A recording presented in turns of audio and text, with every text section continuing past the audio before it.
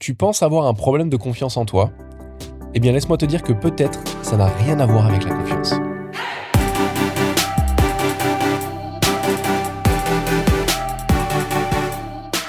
À l'heure où j'enregistre cet épisode, nous sommes vendredi. Il est 11h38 et ça fait 45 minutes que je suis sorti d'une session de coaching avec une cliente. On était en train de travailler sur la création de la vision de sa société. Où là, aujourd'hui, sa société se porte très bien, mais elle a envie de passer à un autre cap, où elle veut plus de sérénité, plus de temps pour elle, et en même temps accroître son business. C'est absolument pas antinomique, au contraire, les uns vont avec les autres. Mais à un moment, lors de la définition de sa vision et de la stratégie qu'on allait mettre en place pour ça, on parlait des choses qu'elle devrait faire, des choses qu'elle ne devrait pas faire. Et dans les choses qu'elle ne devrait pas faire, elle me parlait de ne pas recruter n'importe qui, de ne pas développer des partenariats avec n'importe qui, et de ne pas accepter n'importe qui dans son écosystème. Parce qu'à un moment donné, elle me rappelait le souvenir que dans son précédent job, quand elle n'était pas indépendante, elle détestait la pression qui venait du dessus. C'était quelque chose qui la tétanisait. Et pour argumenter ceci, ce qu'elle m'a donné comme exemple, c'est qu'elle était perfectionniste, c'est qu'elle aimait que les choses soient bien faites, et qu'elle se mettait beaucoup de pression pour plaire aux autres. À ce moment-là, j'ai les oreilles qui ont un peu sifflé, je l'ai stoppé. Et j'ai essayé de lui faire voir une chose. À quel moment le perfectionnisme et la pression qu'on se met pour le regard des autres a quelque chose à voir avec la pression externe?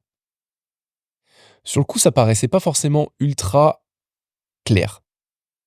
Néanmoins, en seulement quelques minutes, après lui avoir posé quelques questions, elle s'est vite rendue compte que la pression qui vient de l'extérieur, le perfectionnisme et l'envie de plaire aux autres sont des dynamiques radicalement opposées.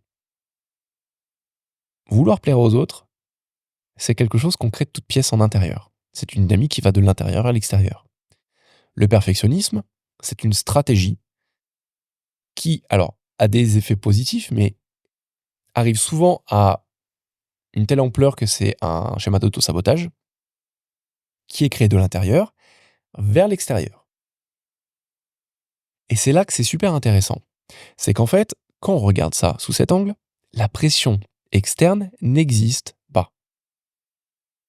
Donc à ce moment-là, ma cliente m'a dit oui, mais attends, c'est quand même difficile parce que, imagine, tu es dans une entreprise, il y a quand même la pression des chiffres. Et ce qui m'a fait sourire, c'est l'exemple que je lui ai donné. J'ai travaillé dans la banque pendant des années.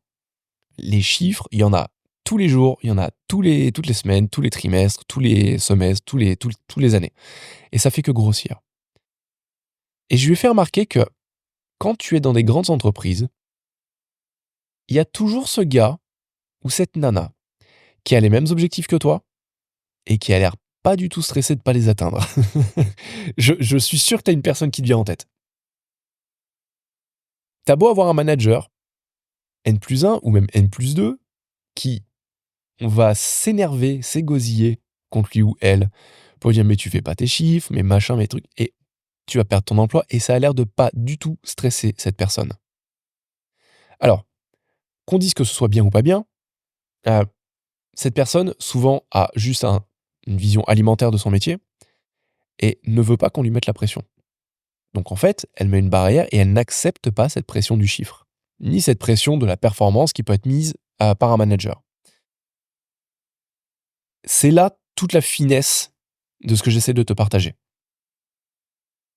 Pourquoi y aurait-il des personnes qui prennent naturellement la pression des autres et d'autres qui arrivent à ne pas la prendre? Tout simplement parce qu'elle n'existe pas. Cette pression, soit tu l'acceptes pas. Et ce qui est hyper intéressant, c'est qu'il y a un parallèle direct avec ce qu'on appelle la confiance en soi. À ce moment-là, ce que j'essayais de montrer à ma cliente, c'était le fait que, enfin, c'est plutôt elle qui me disait, donc la personne qui refuse les objectifs, tout ça, elle doit avoir une confiance en elle démente. Où nous, dans la région dans laquelle on vit, avec ma cliente, il y a un milliardaire qui a créé une boîte de toutes pièces sur un schéma d'arnaque. Clairement, aujourd'hui, il y a eu des documentaires sur lui, il s'est passé plein de choses. Et elle me disait: «Mais cette personne doit avoir une telle confiance en elle pour ne pas accepter la pression qui vient de l'extérieur, de tous les médias, de tous les politiques, de tout ce que les clients pouvaient dire, de toutes les plaintes qui ont été déposées, heu, que cette confiance devait être tellement forte que ça lui a permis de bâtir ça». Et c'est là où je lui ai dit: «Je ne sais pas, je ne connais pas cet entrepreneur. Néanmoins, il y a un truc qu'il faut comprendre sur la confiance en soi. C'est que ce qu'on appelle la confiance en soi, dans le langage commun, c'est pas une chose, c'en est vraiment trois. Il y a l'estime de soi, la confiance en soi et l'affirmation de soi. Tu peux voir ça comme une pyramide. Ou tu sais quoi, je vais même faire le parallèle, ça m'a fait rire quand je lui ai montré, parce que j'aime pas trop cette analogie, ce parallèle, mais vois ça comme un iceberg. Un iceberg où il y a un tiers en surface et deux tiers sous la surface de la mer. Ce que tu vois en surface, ce que tu peux percevoir comme du charisme, comme quelqu'un qui a l'air d'avoir énormément confiance en soi, c'est plutôt l'affirmation de soi. C'est le sommet de la pyramide, c'est ce qui est visible. Juste en dessous du niveau de la mer, juste en dessous de l'affirmation de soi, il y a la confiance en soi.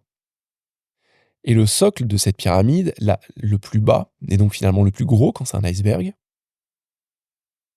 le premier étage sur lequel tout est fondé, c'est l'estime de soi.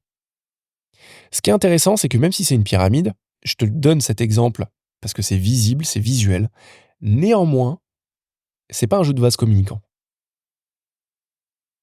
Ce que j'ai remarqué avec le temps, je l'avais d'abord appris lors de mes certifications en préparation mentale, puis je m'en rends compte de plus en plus, et aujourd'hui, cette vision de la pyramide, c'est vraiment moi, du fait de mon expérience, c'est ce que j'en retire. C'est qu'il y a des personnes qui vont avoir une suraffirmation d'eux. Tu sais, c'est cette personne qui, dans une réunion ou dans un afterwork, fait énormément de bruit, rigole très fort, prend beaucoup de place en fait. Mais tu sens qu'il y a un truc qui est pas naturel. Et il y a des personnes qui sont en déficit d'affirmation. Et là, c'est la personne qui, pour le coup, est dans les mêmes lieux, dans un coin, qui ne parle pas, tu as l'impression d'avoir peur de la relation humaine. Et souvent, on va dire, celui qui fait beaucoup de bruit est un extraverti, celui qui en fait pas est un introverti.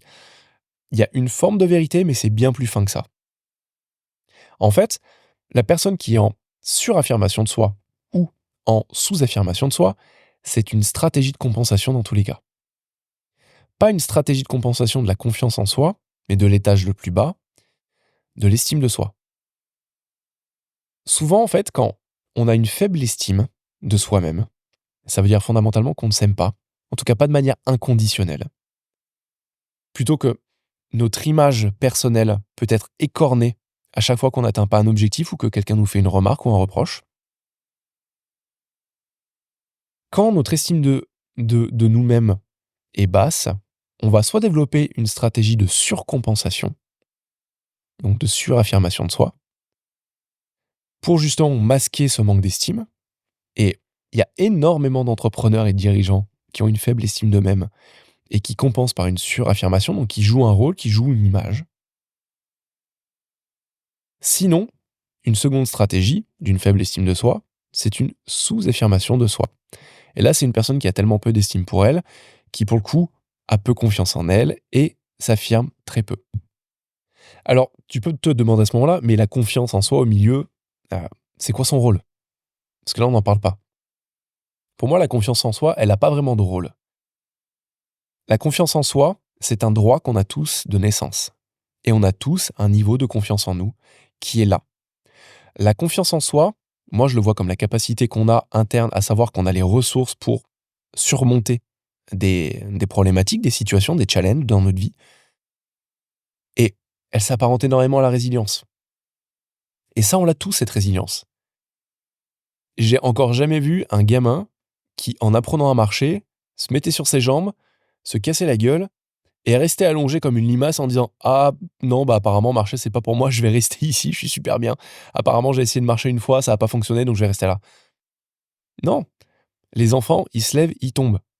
Et je le vois, j'ai un enfant de 5 mois, j'ai une petite fille qui a 5 ans. Quand elle a commencé à marcher, mais elle était couverte de bleu. Elle se tapait partout. Néanmoins, aujourd'hui, elle marche. La première fois qu'elle a fait du vélo, elle s'est pris un muret dans la tête. Elle s'est arraché toute la figure. Le lendemain, elle était sur le vélo. J'ai encore jamais vu un enfant qui, tôt, dans ses premières années, 3 4 ans, faisait des choses ne se faisait pas mal et ne remontait pas en selle, façon de parler. Naturellement, on a tous ce niveau de résilience. Ce niveau de résilience, il commence à baisser quand on commence à avoir conscience du regard des autres et conscience de ce que potentiellement ça voudrait dire sur nous-mêmes. Alors, petite parenthèse, ça veut rien dire sur nous, c'est simplement le discours, la narration qu'on se fait en tête et qu'on commence à croire comme vrai. Je suis capable de, je suis pas capable de. Parce que j'ai échoué une fois, je suis pas capable de. Pas capable de. Excuse-moi. Ça devient vite un raccourci en fait. Et plus on se répète ça, plus ça devient vrai. Et donc ce qu'on appelle une confiance en soi qui baisse, c'est finalement une augmentation de cette narration de je suis capable, je suis pas capable, de l'histoire auquel on croit. Mais cette résilience, on l'a tous. Par contre, ce qu'on travaille pas assez, c'est le premier étage de ce qu'on appelle la confiance en nous en général, de comment on le perçoit. C'est le travail de notre estime de soi, notre amour inconditionnel. Alors ça peut faire hyper bullshit spirituel, développement perso, machin, de parler d'amour inconditionnel, mais passe au-delà des mots. Essaye de comprendre ce que j'essaye de te partager là. Ton amour inconditionnel, c'est pas quelque chose qui se fait facilement, c'est un travail constant.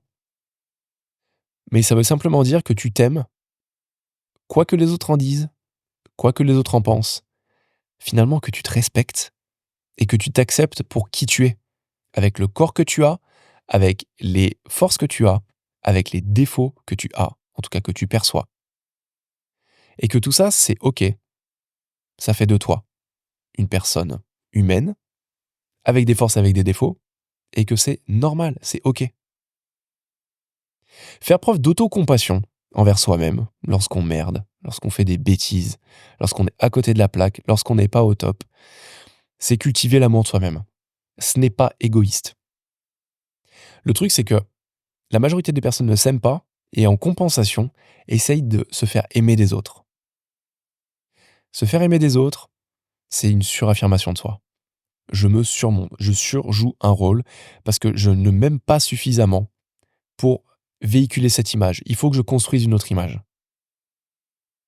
Apprendre à s'aimer, c'est la vraie, pour le coup, manière de travailler une confiance en soi, l'étage supérieur de l'estime de soi, qui est stable. Je vais pas dire positive ou négative, mais qui est stable, qui est saine. Et c'est une fois que cette estime de soi, cette confiance en soi est saine, qu'on peut développer une affirmation de soi qui est saine, qui n'est pas surjouée, qui n'est pas sous-jouée, mais qui est juste l'expression naturelle de ce qu'on pense de nous-mêmes. Je ne sais pas si je suis totalement clair dans mon explication, si ça te parle ou si ça te parle pas. Néanmoins, ça a énormément aidé ma cliente. Ça lui a fait voir la confiance en elle comme elle l'avait encore jamais abordée. J'ai écrit un article dessus d'ailleurs, mais je trouvais intéressant de le verbaliser à chaud après cette prise de conscience, parce que je me rends compte qu'à chaque fois que j'en parle, la personne se dit tiens, j'avais jamais vu la confiance en soi sous ce format-là, sous le format estime de soi, confiance en soi, affirmation de soi, et que finalement, la majeure partie du temps, quand on est en suraffirmation ou sous-affirmation de soi, c'est pas qu'il n'y a pas de confiance. Cette confiance, on l'a dans certains aspects de nos vies, on l'a pas forcément partout. Mais c'est plus profond que ça. Ça survient d'un problème, d'un déficit d'estime de soi, d'un manque d'amour personnel. On pense que on mérite notre amour et on mérite notre propre estime quand on réussit, et que quand on ne le réussit pas, là, il faut des stratégies où on se tape dessus, où on est méchant avec nous, où on fait preuve de pas de compassion. Que justement, il faut aller dans cette idée de il faut être dur avec soi-même pour grandir. La problématique, c'est qu'en étant dur avec soi-même, notre amour, il devient conditionnel, qu'on essaie de chercher l'amour des autres, et que l'amour de la part des autres, c'est simplement impossible. Voilà, c'est tout ce que je voulais te partager aujourd'hui. J'espère que ça te sera utile. J'espère que ça t'apporte de la valeur. N'hésite pas à le partager à quelqu'un à qui tu penses qu'il sera utile. Abonne-toi, donne des avis sur ton application de podcast préférée. Ça me permet de faire passer le message à une plus grande foule, à une plus grande audience. Merci de ton attention et je te dis à très bientôt pour un prochain épisode. Ciao!